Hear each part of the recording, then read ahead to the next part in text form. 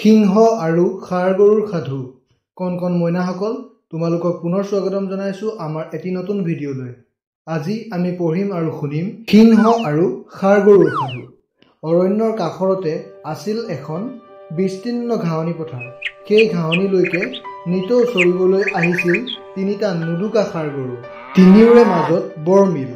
অৰণ্যত থকা সিংহ এটাই প্ৰায়ে সিহঁতক লক্ষ্য কৰে। সি কেইবাবাৰো সিহঁতক আক্ৰমণ কৰিও চাইছিল, কিন্তু যেতিয়াই সি সিহঁতৰ ওপৰত জঁপিয়াই পৰিব খোজে তেতিয়াই তিনিও মিলি বৃত্তাকাৰে থিয় দি ৰয়।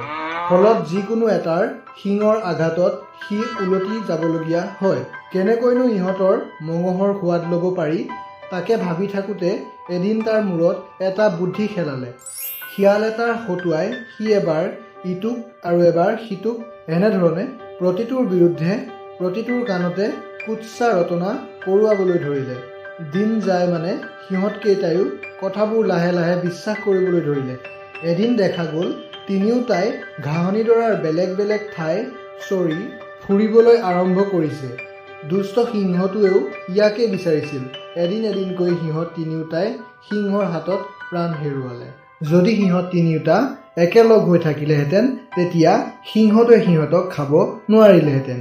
নীতি কথা, একতাই পৰম বল।